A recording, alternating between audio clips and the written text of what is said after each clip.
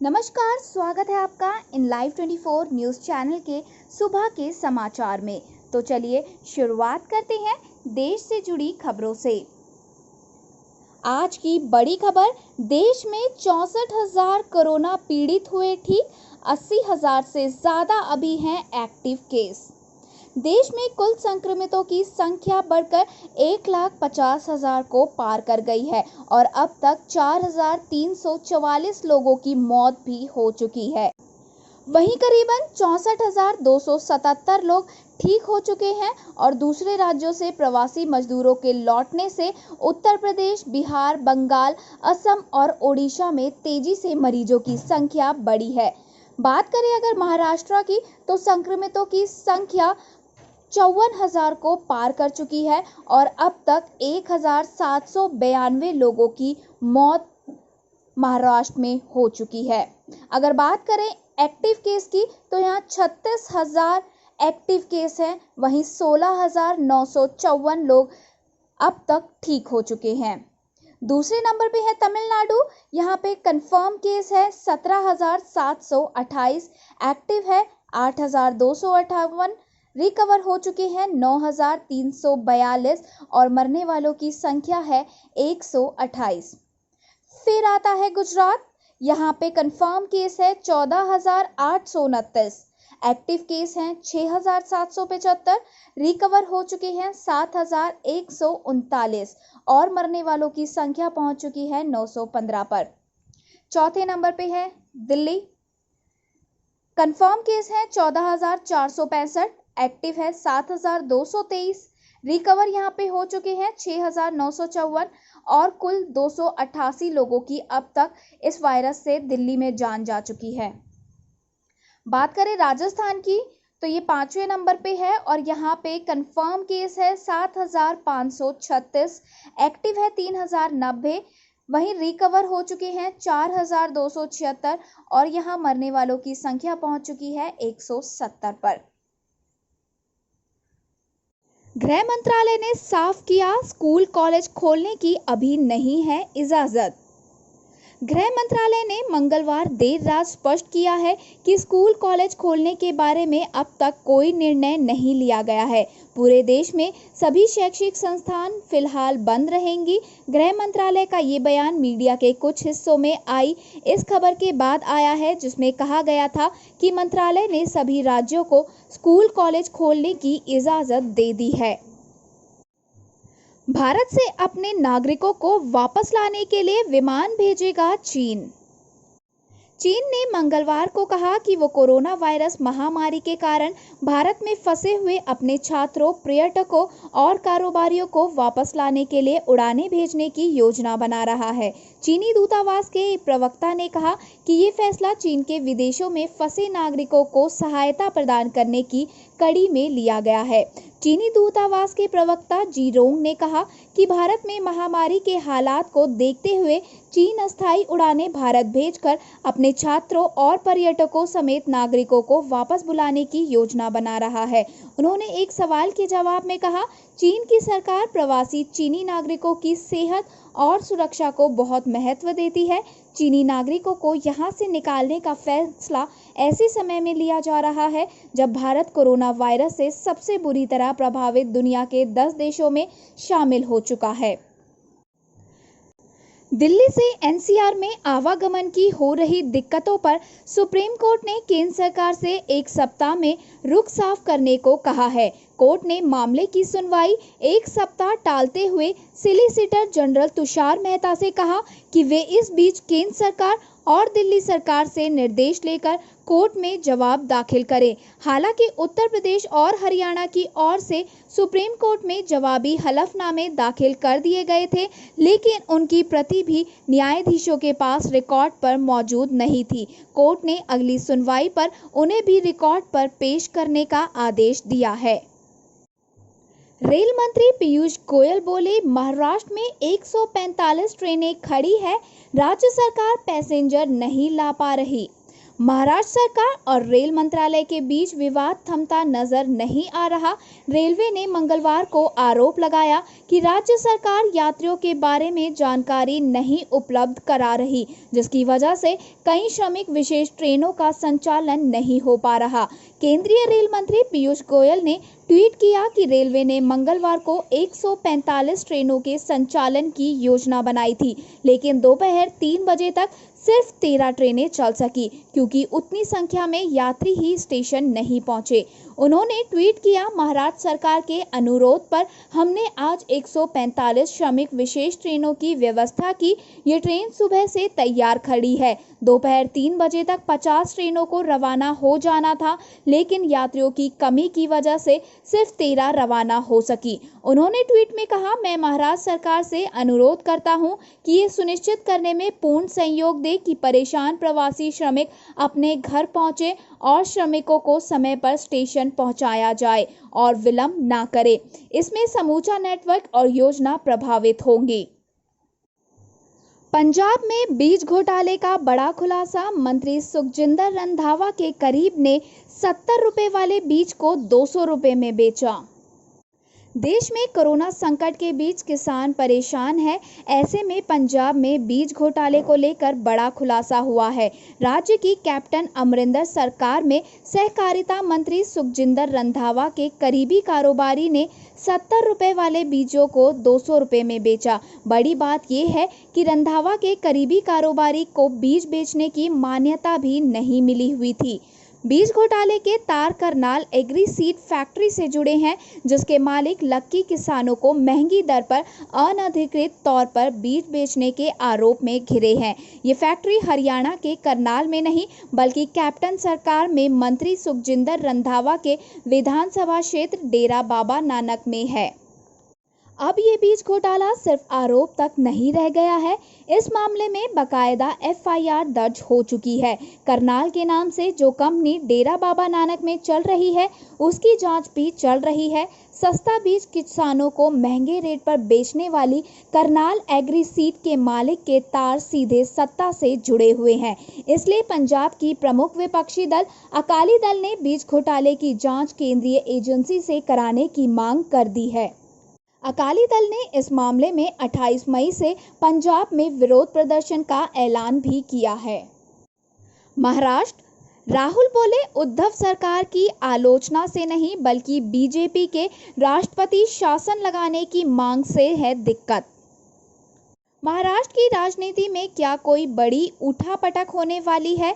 BJP लगातार राज्य में राष्ट्रपति शासन लगाने की मांग कर रही है।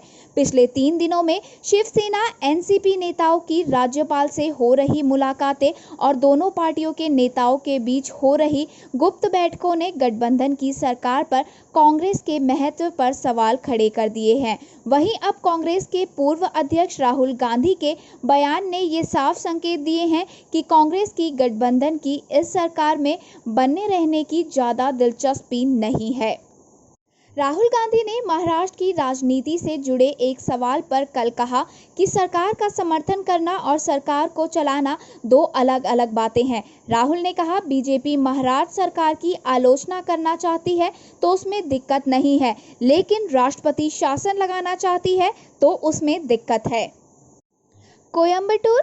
स्वदेशी लड़ाकू विमान तेजस की दूसरी स्क्वाड्रन आज होगी वायुसेना में शामिल। रक्षा क्षेत्र में स्वदेशीकरण की दिशा में भारतीय वायुसेना एक और बड़ा कदम उठाने जा रही है। बुधवार को स्वदेशी फाइटर जेट LCA तेजस की दूसरी स्क्वाड्रन कोयंबटूर के करीब सुलूर में शुरू होने जा रही है। खास बात यह है कि ये LCA तेजस LOC वर्जन है और पहले के तेजस फाइटर जेट से ज़्यादा एडवांस और लीथल यानी खतरनाक है। केंद्रीय मंत्री नितिन गडकरी ने कहा, अर्थव्यवस्था में और नकदी की है ज़रूरत। कोरोना वायरस की वजह से भारत की अर्थव्यवस्था संकट में दिखाई दे रही है। केंद्रीय मंत्री नितिन गडकरी ने कहा कि कोरोना वायरस से प्रभावित अर्थव्यवस्था को गति देने के लिए बाजार में और नकदी डालने की ज़रूरत है। इसके साथ ही उन्होंने कहा कि राज्य सरकारों को 20 लाख करोड़ रुपए मुहैया कराने चाहिए, जबकि और 10 लाख करोड़ रुपए सार्वजनिक निजी साझेदारी के निवेश से आ सकते हैं। सड़क परिवहन, राजमार्ग एवं सूक्ष्म मध्यम लघु उद्योग मंत्री ने कहा कि इससे केंद्र सरकार द्वारा घोषित 20 लाख करोड़ के पैकेज सहित 50 लाख करोड़ रुपए की तरलता बाजार में आएगी। केंद्रीय मंत्री का मानना है कि इससे अर्थव्यवस्था पर कोविड-19 की वजह से पड़े विपरीत असर का मुकाबला करने में मदद मिलेगी। बॉम्बे हाई कोर्ट ने अस्पतालों का कब्जा मांग रहे ट्रस्ट से कहा, पहले 1 करोड़ रुपए करे जमा। बॉम्बे हाई कोर्ट ने कोरोना संकट के बीच ट्रस्ट के 2 अस्पतालों का कब्जा मांग रहे एक थिंक टैंक से अपने नेक इरादे की जमानत के तौर पर 1 करोड़ रुपए जमा कराने का निर्देश दिया है। कोर्ट ने मंगलवार को कहा, इस मामले में सुनवाई शुरू करने से पहले याचिकाकर्ता को अपनी ईमानदारी साबित करने के लिए पहले ये राशि बतौर गारंटी जमा करानी होगी। सेनाध्यक्ष आज करेंगे शीर्ष कमांडरों के साथ बैठक, सीमा पर तैनात होंगे चीन के बराबर सैनिक। चीन की हरकतों को देखते हुए सेना अध्यक्ष मनोज मुकुंद नरवणे अपने शीर्ष कमांडरों के साथ बुधवार को बैठक करेंगे। वहीं पूर्वी लद्दाख सीमा पर चीन के साथ जारी तानातनी के बीच भारत अपने सख्त रुख पर कायम है। भारत ने स्पष्ट कर दिया है कि वो चीन सीमा पर जारी निर्माण कार्य नहीं रोकेगा। इसके अलावा सीमा पर चीन के बराबर सैनिक भी तैनात किए जाएंगे। सैन्य सूत्रों ने कहा है कि 2 दिवसीय बैठक में शीर्ष सैन्य अधिकारी अन्य विषयों के अलावा सुरक्षा के मसले पर भी चर्चा करेंगे। लद्दाख क्षेत्र में वास्तविक नियंत्रण रेखा पर विभिन्न स्थानों पर चीन की ओर से 5000 से ज्यादा सैनिकों की तैनाती की बराबरी करने के लिए सैन्य तादाद बढ़ाने को लेकर ये बैठक अहम मानी जा रही है। कोरोना पर HCQ के ट्रायल को जारी रखेगा भारत। WHO ने HCQ पर ट्रायल किया था स्थगित। कोरोना के इलाज के लिए HCQ यानी कि हाइड्रोक्सी क्लोरोक्वीन के ट्रायल को स्थगित करने का विश्व स्वास्थ्य संगठन का फैसला भारत को पसंद नहीं आया। वैसे तो भारत ने WHO के फैसले पर औपचारिक रूप से कोई प्रतिक्रिया नहीं दी है, लेकिन इतना जरूर साफ कर दिया है कि HCQ पूरी तरह सुरक्षित है और वो इसका ट्रायल जारी रखेगा। ध्यान देने की बात यह है कि WHO ने HCQ को दुष्प्रभाव की रिपोर्ट को देखते हुए इसके ट्रायल को स्थगित करने का फैसला लिया था।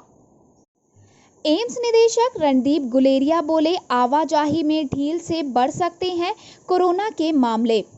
भारत अब कोरोना वायरस से सर्वाधिक प्रभावित 10 देशों में शामिल हो चुका है और विशेषज्ञों का कहना है कि जांच क्षमता में वृद्धि के साथ ही यात्रा प्रतिबंधों में ढील और प्रवासियों की यात्रा जैसी चीजों की वजह से ज्यादा मामले सामने आ रहे हैं। आने वाले दिनों में कोविड-19 के मामलों में और वृद्धि की संभावना है। अखिल भारतीय आयुर्विज्ञान संस्थान के निदेशक रणदीप गुलेरिया के अनुसार मामलों में वर्तमान बढ़ोतरी अधिक हॉटस्पॉट क्षेत्रों से सामने आ रही है, लेकिन आने वाले दिनों में ज़्यादा लोगों के यात्रा करने से कोविड-19 के मामलों में और वृद्धि की संभावना है। गुलेरिया ने कहा, जो लोग लक्षण मुक्त है या जो लक्षण पूर्व की स्थिति में है, वे स्क्रीनिंग तंत्र से गुजरकर उन जगहों पर पहुंच सकते हैं जहां कम मामले हैं। उन्होंने कहा कि कोरोना वायरस के प्रसार को रोकने के लिए ज़रूरत इस बात की है कि उन इलाकों पर करीब से नज़र रखी जाए जहां प्रवासी लौट रहे हैं। गुलेरिया ने ये भी कहा कि क्योंकि अब जांच क्षमता में वृद्धि हो गई है, इसलिए भी अधिक मामले सामने आ रहे हैं। भीषण गर्मी और लू की चपेट में उत्तर भारत, पारा 50 के पार, घर से ना निकलने की दी गई सलाह। रिकॉर्ड तोड़ गर्मी के बीच सूरज अब मानो आग बरसा रहा है। ऐसे में नौतपा का असर मंगलवार को पूरे उत्तर भारत में दिखाई दिया। राजस्थान के चुरू में तापमान 50 डिग्री सेल्सियस दर्ज किया गया। वहीं आसपास के जिलों में भी भीषण गर्मी रही। इसके अलावा दिल्ली में भी तापमान 47.6 डिग्री और हरियाणा के हिसार में 48 डिग्री सेल्सियस दर्ज किया गया। इसके चलते दिन भर चिलचिलाती धूप एवं लू के थपेड़ों से दिल्ली वासियों का हाल बेहाल रहा। वहीं अगर मौसम विभाग की माने तो अभी 2 दिन और राहत के कोई आसार नहीं है। अभी 2 दिन तक गर्मी और लू का ये दौर जारी रहेगा। तापमान 46 से 47 डिग्री सेल्सियस तक रह सकता है। इसकी मुख्य वजह उन्होंने राजस्थान की ओर से आ रही गर्म हवाएं और मौसम का शुष्क होना बताया। साथ ही शुक्रवार को एक पश्चिमी विक्षोभ सक्रिय होगा। इसका असर 2-3 दिन तक रहेगा, जिसके चलते सप्ताहांत में धूल भरी आंधी के साथ हल्की बारिश से थोड़ी राहत मिल सकती है। विदेश से लौटे लोगों से होटल क्वारंटीन की दोगुनी रकम लेने पर सख्त हुआ केंद्र, रुपए लौटाने का दिया गया निर्देश। स्वदेश लौटने वाले भारतीयों को होटल में 14 दिन के लिए क्वारंटीन किया जा रहा है। क्वारंटाइन करने के लिए विदेशों से लौटे लोगों से 14 दिन के पैसे लेने के मामले पर केंद्रीय गृह मंत्रालय ने सभी राज्यों और केंद्र शासित प्रदेशों को पत्र लिखा है। केंद्रीय गृह सचिव अजय भल्ला ने सभी राज्य के मुख्य सचिवों से कहा है कि उन्हें पता चला है कि इन लोगों से भारत के लिए रवाना होने से पहले ही होटल के 14 दिनों की राशि क्वारंटाइन के नाम पर ले ली गई थी, लेकिन केंद्रीय स्वास्थ्य मंत्रालय की ओर से जारी किए गए दिशा निर्देशों के अनुसार इन सभी को सिर्फ 7 दिनों तक ही क्वारंटीन रहना है, इसलिए उनकी शेष राशि वापस की जाएगी। इसलिए 7 दिन की राशि को वापस करने में किसी तरह की देरी नहीं होनी चाहिए। पत्र में आगे कहा गया कि आपसे अनुरोध है, संस्थागत क्वारंटीन के लिए इस्तेमाल किए गए होटलों को आवश्यक दिशा निर्देश जारी किए जाएं ताकि ये सुनिश्चित किया जा सके कि 14 दिनों के अग्रिम भुगतान किए गए लोगों की शेष राशि बिना किसी देरी के वापस की जाए। जियो मार्ट ने 200 शहरों में शुरू की डिलीवरी, ग्रोफर बिग बास्केट को मिलेगी कड़ी टक्कर। मुकेश अंबानी की रिलायंस इंडस्ट्री ने जियो मार्ट ब्रांड के तहत अपने ऑनलाइन ग्रोसरी बिजनेस का विस्तार 200 शहरों में किया है। कंपनी मुंबई, दिल्ली, बेंगलुरु और कोलकाता जैसे बड़े शहरों के साथ मैसूर, बठिंडा और देहरादून जैसे छोटे शहरों में भी सर्विस दे रही है। रिलायंस रिटेल के ग्रोसरी बिजनेस के चीफ एग्जीक्यूटिव ऑफिसर दामोदर मल ने ट्वीट करके कहा, जियो मार्ट अब 200 से अधिक शहरों में डिलीवरी कर रहा है। जियो मार्ट ने पिछले महीने मुंबई के आसपास के 3 इलाकों में पायलट प्रोजेक्ट के तौर पर सर्विस शुरू किए थे। क्राइसिल ने कहा, भारत सबसे गंभीर मंदी का कर रहा है सामना। 2020-21 में जीडीपी में 5% संकुचन का अनुमान। प्रमुख रेटिंग एजेंसी क्राइसिल ने मंगलवार को कहा कि भारत स्वतंत्रता के बाद से चौथी उदारीकरण के बाद पहली और संभवतः अब तक की सबसे गंभीर मंदी की चपेट में है। एजेंसी ने कोरोना वायरस की वजह से लागू लॉकडाउन के कारण चालू वित्त वर्ष में देश की इकोनॉमी में 5% के संकुचन का अनुमान जताया है। देश की जीडीपी को लेकर अपने आकलन में एजेंसी ने कहा है कि पहली तिमाही अप्रैल से जून 2020 के बीच अर्थव्यवस्था में 25% तक का भारी संकुचन देखने को मिल सकता है। एजेंसी ने साथ ही कहा कि देश को वास्तविक टर्म्स में 10% तक की जीडीपी का स्थायी रूप से नुकसान झेलना पड़ सकता है। ऐसे में अगले 3 वित्त वर्ष में महामारी से पहले की वृद्धि दर हासिल करने की संभावना बहुत कम है। वहीं पिछले 69 साल में भारत में केवल 3 मौकों पर मंदी देखने को मिली है। उपलब्ध आंकड़ों के मुताबिक भारत वित्त वर्ष 1957-58, 1965-67, 1969-80 में मंदी का सामना कर चुका है। तीनों मौकों पर मंदी की वजह मानसून रहा, जिस वजह से कृषि प्रभावित हुई। देश की अर्थव्यवस्था में उस दौरान कृषि की हिस्सेदारी बहुत अधिक होती थी। क्रिसिल का आगे कहना है कि चालू वित्त वर्ष अप्रैल 2020 से मार्च 2021 में मंदी पूर्व की तुलना में भिन्न है, क्योंकि सामान्य मानसून मानकर चले तो कृषि मौजूदा संकट को थोड़ा नरम बना सकती है। Redmi Note 9 Pro Max आज दोपहर 12 बजे सेल के लिए होगा उपलब्ध। मिलेंगी कई शानदार ऑफर्स। इसी साल मार्च में लॉन्च किए गए smartphone Redmi Note 9 Pro Max की सेल के लिए यूजर्स को काफ़ी लंबा इंतज़ार करना पड़ा। लॉकडाउन के कारण इसे लॉन्च के बाद सेल के लिए उपलब्ध नहीं कराया जा सका और अब सरकार द्वारा मिली रियायत के बाद कंपनी ने इसे उपलब्ध करा दिया। Redmi Note 9 Pro Max पहली बार 12 मई को सेल के लिए आया और कुछ ही मिनटों में आउट ऑफ स्टॉक भी हो गया।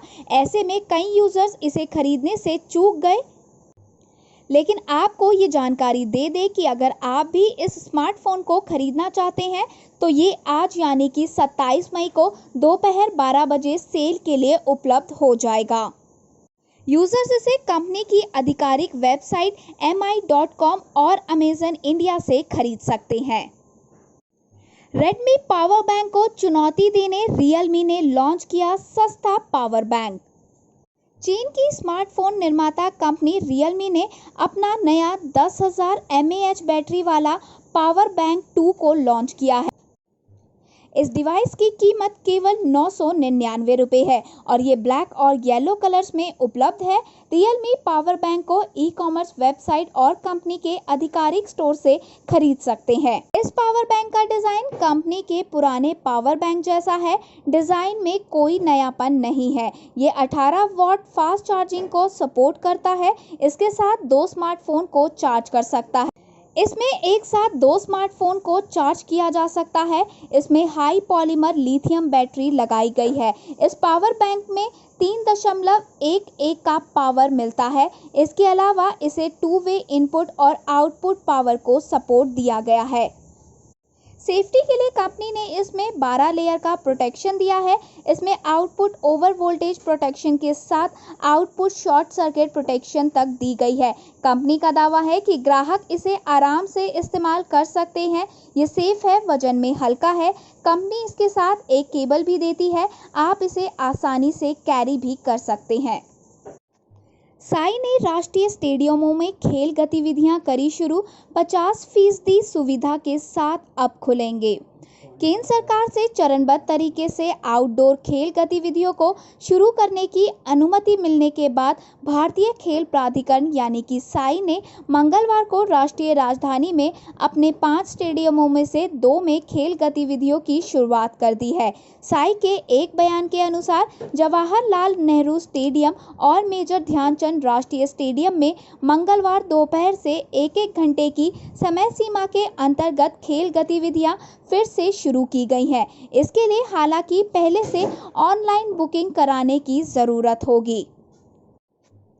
खाकी वर्दी पहन देश की सेवा कर रही है फुटबॉलर इंदुमती।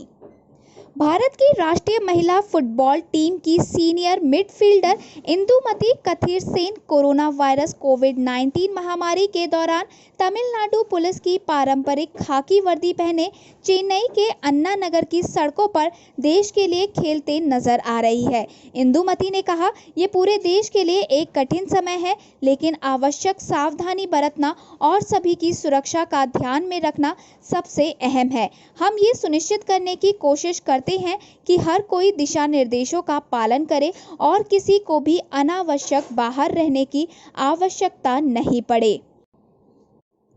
अब खबरें विदेश से। कोरोना की वैश्विक महामारी के बीच चीन के राष्ट्रपति ने सेना से कहा, युद्ध के लिए रहे तैयार। कोविड-19 वैश्विक महामारी के बीच चीन के राष्ट्रपति शी जिनपिंग ने मंगलवार को देश के सुरक्षा बलों को निर्देश दिए हैं कि वे सैनिकों की ट्रेनिंग को मजबूत करें और युद्ध के लिए तैयार रहे। वहां की सरकारी मीडिया ने उनके हवाले से कहा, राष्ट्रीय संप्रभुता की पूरी तरह से रक्षा और देश की समग्र सामरिक स्थिरता की रक्षा करने के लिए सैनिकों के प्रशिक्षण को व्यापक रूप से मजबूत करना और युद्ध के लिए तैयार करना महत्वपूर्ण था। राष्ट्रपति शी जिनपिंग ने कहा कि युद्ध के लिए रहे तैयार। उनका ये भाषण ऐसे वक्त में आया है जब अमेरिका के साथ तनाव चरम पर होने के बीच स्थानीय राजनेताओं और राजनयिकों की तरफ से बलपूर्वक ताइवान को मिलाने जैसे संदर्भ दिए जा रहे हैं। इसके साथ ही हांगकांग के विशेष प्रशासित क्षेत्रों में नए और विवादास्पद कानून को लागू किया जा सकता है ताकि हांगकांग में लोकतंत्र समर्थकों की आवाज को दबाने का प्रयास किया जा सके। राष्ट्रपति ट्रंप ने ट्विटर के खिलाफ खोला मोर्चा, बोले 2020 के राष्ट्रपति चुनाव को प्रभावित करने की है चाल। ट्विटर द्वारा अमेरिकी राष्ट्रपति के 2 ट्वीट को भ्रामक करार दिए जाने के बाद अमेरिकी राष्ट्रपति डोनाल्ड ट्रंप ने ट्विटर के खिलाफ मोर्चा खोल दिया है। राष्ट्रपति ट्रंप ने सावधान किया है कि सोशल मीडिया के प्लेटफॉर्म 2020 के राष्ट्रपति चुनाव को प्रभावित करने की कोशिश कर रहे हैं। हाल ही में अमेरिकी एजेंसियों ने ये दावा किया था कि 2020 के राष्ट्रपति चुनाव में एक बार फिर रूसी दखल हो सकता है। इसके बाद अमेरिकी राष्ट्रपति ट्रंप ने ये कहकर सबको चौंका दिया है कि सोशल मीडिया के जरिए भी चुनाव को प्रभावित किया जा सकता है। दुनिया भर में 54 लाख से अधिक लोग कोरोना संक्रमित। सबसे ज्यादा प्रभावित देश है अमेरिका। कोरोना वायरस इस वक्त दुनिया के लगभग हर देश में फैल चुका है। महामारी ने दुनिया के लाखों लोगों को अपनी चपेट में ले लिया है। बीते 24 घंटे में इस बीमारी से विश्व भर में 10 लाख लोग संक्रमित हो गए। इसी के साथ दुनिया भर में संक्रमितों की संख्या 54 लाख हो गई है। WHO के अनुसार वैश्विक मामला वर्तमान में 54,04,512 है। इसी के साथ दुनिया भर में 3 लाख से अधिक लोग अब तक अपनी जान गंवा चुके हैं। साथ ही आपको बता दें कि कोरोना वायरस से सबसे ज़्यादा प्रभावित होने वाला देश अमेरिका है। यहाँ कोरोना संक्रमितों की सबसे ज़्यादा संख्या दर्ज की गई है। यहाँ 24,54,452 मामले दर्ज किए गए हैं। वहीं इस वायरस की वजह से अमेरिका में अब तक 1,43,739 लोगों की मृत्यु हो चुकी है। पहली बार दिखी खगोलविदों को आकाशगंगा की साफ झलक। खगोलविदों की एक टीम ने हबल टेलीस्कोप से एक स्पाइरल आकाशगंगा की दुर्लभ और साफ झलक देखी है। इसे 11 अरब साल पहले मौजूद कॉस्मिक रिंग ऑफ फायर की तरह कहा जा रहा है। ये शोध पत्रिका नेचर एस्ट्रोनॉमी में प्रकाशित किया गया था। एस्ट्रो 3D में ऑस्ट्रेलिया के ARC centre of excellence for all sky astrophysics के प्रमुख शोधकर्ता डॉक्टर टिएन युआन ने कहा कि ये पहले कभी नहीं देखी गई एक बहुत ही उत्सुक वस्तु है। ये एक ही समय में अनोखा और परिचित है। ये R5519 नामक आकाशगंगा सौरमंडल में 11 बिलियन प्रकाश वर्ष दूर है। इसके केंद्र का छेद वास्तव में बहुत बड़ा है, जिसका व्यास पृथ्वी और सूर्य के बीच की दूरी से 2 बिलियन गुना अधिक है। डॉक्टर युआन ने बताया कि ये आकाशगंगा मिल्की वे से 50 गुना अधिक दर से तारे बना रही है। धन्यवाद। आगे की और खबरों के लिए बने रहिए हमारे साथ इन लाइव 24 न्यूज़ चैनल में। और अगर आपको हमारी ये वीडियो पसंद आई हो तो प्लीज़ लाइक और दोस्तों के साथ शेयर ज़रूर करें और जाने से पहले हमारे चैनल को ज़रूर सब्सक्राइब करें।